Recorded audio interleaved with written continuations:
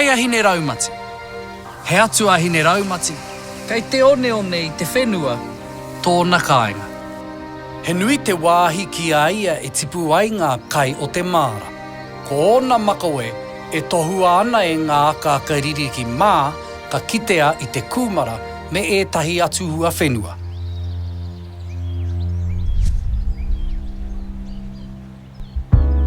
Ko tāne rore, kuia ngā hirangi ka rohirohi mai i ngā mānia i te raumati. Ko pare ārohi, kuia ngā hirangi ka kitea i ngā paenga o te ngahere i runga ake anō i ngā rākau.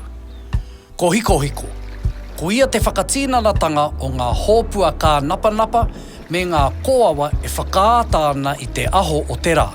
Ko hai, kuia te atua o te kōnehu o te pua. I ngā marama o te raumati he roa, he mahana ngā rā. I te aranga ake o tamanui te rā ki runga i te whenua, e toro ai o na hihi ki te whakamahana i ahine raumati me a rāua tamariki. Ka kaha tonu te kore a ngā tamariki nei i tēnei pekanga tau. Ka kitea e ka rohirohi ana i te whenua me te wai. Ka kia ngā hirangi ka hana ake i ngā mānia ko te haka a tāne rore.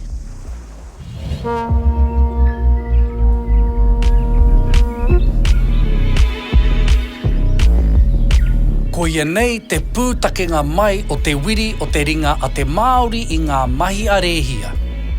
Kia tō a tamanui te rā i te ahiahi, kua whakangārāua ko tana wahine ahine raumati. I mahana ai, i ai o ai ngā pō o te raumati. I te wā o te raumati, ka kitea ahine takurua e tū tike mai ana i te rangi i te pō. Rātau ko āna tamariki.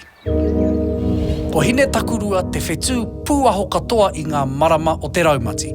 E tū moke mai ana, e te tiro iho ana ki te whenua me te koingo ki tana tāne ki a tamanui te rā. I ngā marama o te raumati, ko te hirangi te tohu o tāne rore, rātau ko āna taina, ana tuāhine. Ka kitea e haka ana i te mata o te whenua. Kia eke te raumati ki tōna taumata, ko tā tāne he whakatīwheta i ngā tamariki a tērā o ngā whāia kei te rangi. Ka pī karikari ai ki te whakamenemene i te mea kei tō rātau taha, tō rātau matua, kei te whenua.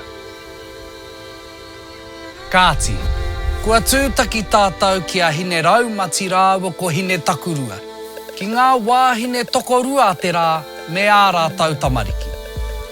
Nā, hea te pāpātanga o te hononga o te rā ki te tokorua nei, ki tōna aranga ake me tōna ngaronga.